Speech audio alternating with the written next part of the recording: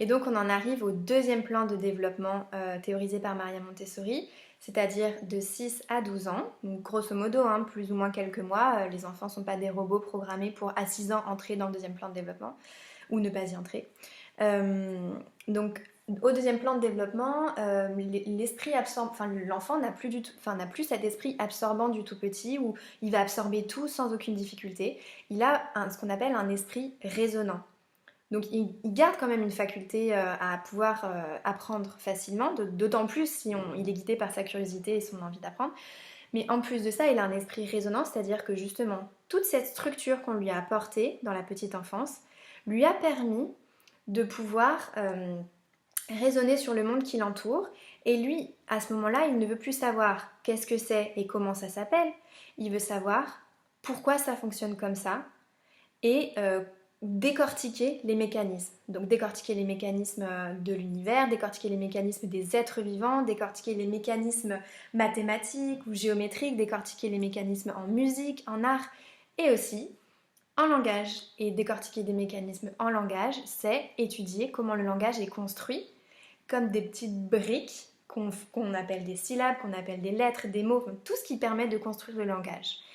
Et du coup, notamment la grammaire, et là il y a une phrase de Maria Montessori: à quel point la grammaire va sembler différente pour le jeune enfant si, au lieu d'être cet assassin cruel qui déchire la phrase en morceaux pour que rien ne puisse être compris, il devient l'aide amicale et indispensable pour aider à la construction d'un discours connecté.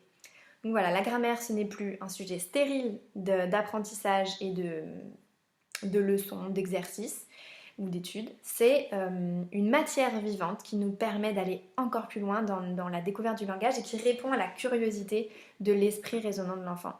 Donc il va avoir envie de se poser des questions sur le langage et il va avoir une grande curiosité. Et voilà, donc il faut arriver à se débarrasser de notre vision de la grammaire comme étant pas très intéressante, assez ennuyeuse. C'est pas du tout le cas à Montessori et pour faire ça, on a plein de façons, on a une façon d'aborder la grammaire qui utilise le mouvement, l'imagination des enfants et leur créativité et leur faculté à raisonner et à se poser des questions et à organiser les différentes choses autour d'eux. Parlons plus précisément du côté histoire du langage. Donc en début d'année, à chaque début d'année, quel que soit l'âge de l'enfant quand il arrive en élémentaire, tous les enfants, et principalement les nouveaux enfants, sont conviés à une série de ce qu'on appelle les grandes histoires ou les grands récits Montessori.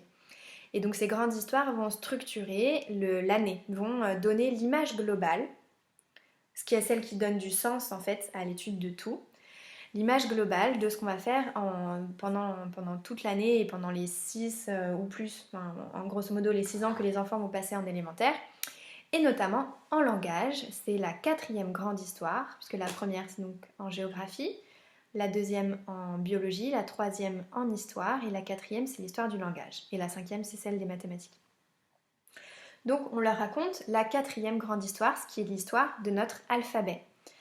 Donc cette histoire-là, je l'ai racontée avec tous les enfants en mois de septembre et je l'ai racontée de nouveau en janvier avec tous les enfants puisqu'il y en a d'autres qui étaient arrivés au mois de janvier. Et je vous l'ai envoyé par lien. Il y a un mail dans lequel il y a un lien vers mes grandes histoires enregistrées. Je m'étais enregistrée l'année dernière pour les retenir par cœur parce qu'on ne la lit pas, cette histoire, on les raconte.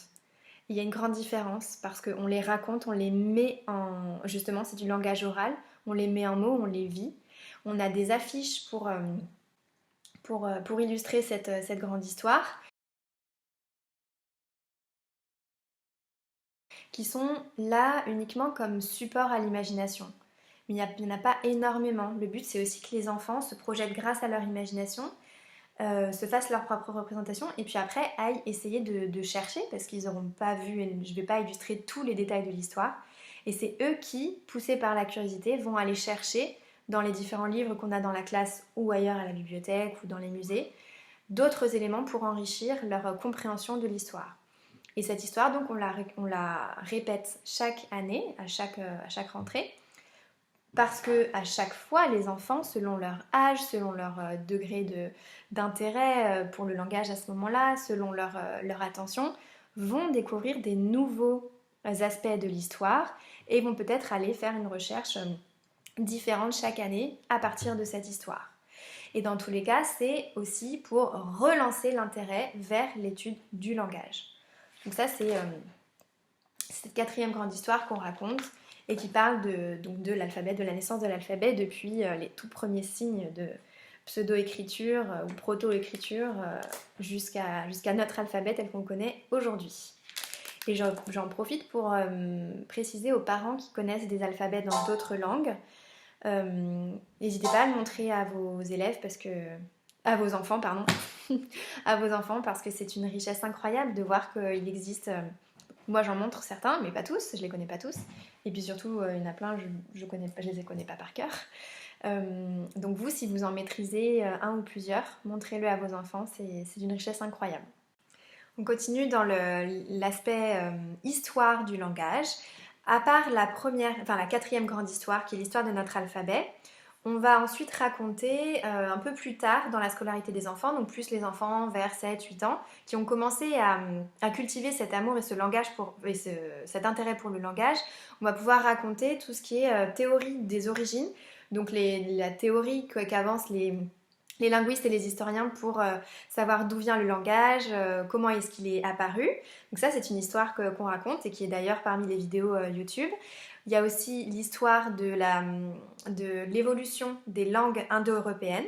Donc ça, c'est vraiment pour les enfants à partir de 8-9 ans qui vont se pencher aussi, qui ont déjà une connaissance de la géographie de l'Europe, qui ont conscience des différentes phases de l'évolution humaine, des différentes civilisations, et qui vont commencer à se pencher sur des choses un peu plus poussées, donc notamment la diffusion des différents langages. Après, même s'ils ne connaissent pas par cœur la géographie européenne, c'est pas dramatique, ça peut être aussi un point de départ, ça se nourrit. Tout est lié en fait, tout est connecté, il n'y a pas d'un côté le langage, d'un côté l'histoire, d'un côté la géographie, tout est lié. Et on va se rendre compte que quand on touche du doigt une notion, ici à savoir la répartition des langues indo-européennes jusqu'à l'arrivée du français, on va aussi avoir besoin de notions d'histoire, de notions de géographie, de notions de biologie aussi, si on part dans des explorations, plein d'explorations différentes. Donc voilà, tout est lié.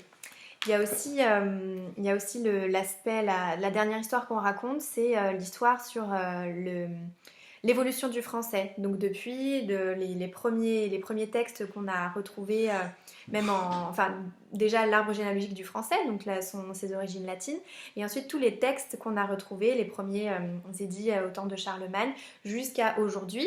Et là, ce qui peut être passionnant pour les enfants, c'est de lire des textes dans l'ancien français, le moyen français, et même le français d'il y a 100 ans, où il y a des mots qu'on n'utilise plus du tout, qu'on ne comprendrait pas, notamment en termes de vêtements ou de technologie, pour décrire certaines machines.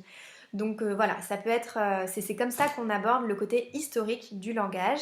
Et après, on raconte plein d'histoires. On va raconter l'histoire des différents outils d'écriture, on va raconter l'histoire des différents...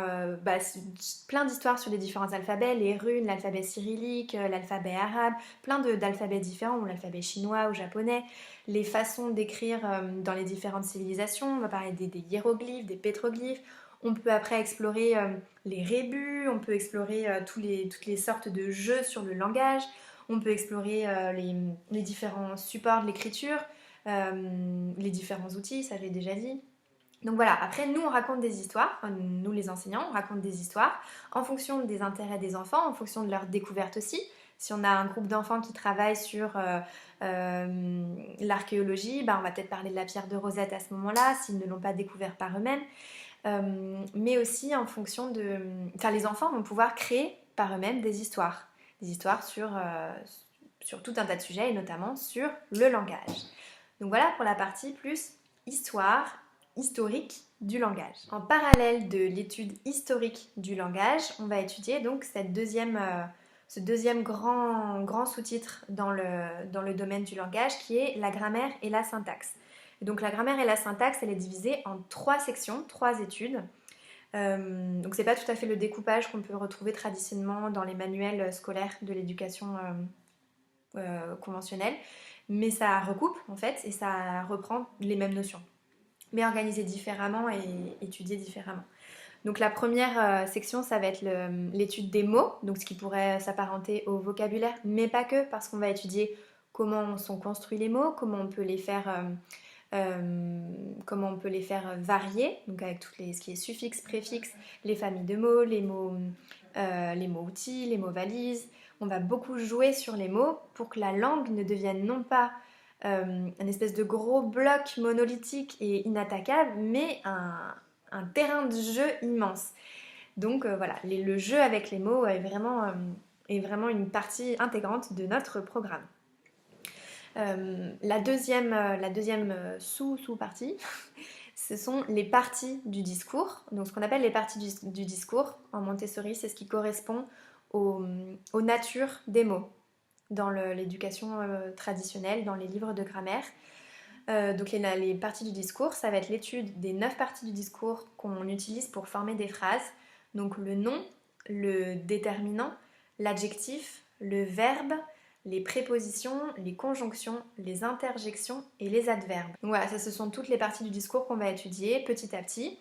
Voilà, c'est ce qu'on fait, on commence assez tôt dans le programme d'élémentaire à étudier les différentes parties du discours et comment elles s'organisent. Dans l'étude des verbes, on va aussi étudier donc, tout ce qui est conjugaison de façon très progressive, en commençant par la différenciation des temps passés, présent, futur, et ensuite à l'intérieur du présent, qu'est-ce qu'on a, à l'intérieur du passé, à l'intérieur du futur, les temps simples, les temps composés, les valeurs des différents temps, pourquoi on utilise un temps plutôt qu'un autre quand on a envie d'exprimer un fait qui est terminé dans le passé ou un fait qui a encore lieu aujourd'hui, un présent de vérité générale. Voilà, on étudie toutes ces valeurs des temps et les tableaux de conjugaison, comment le verbe change en fonction du temps et de la personne.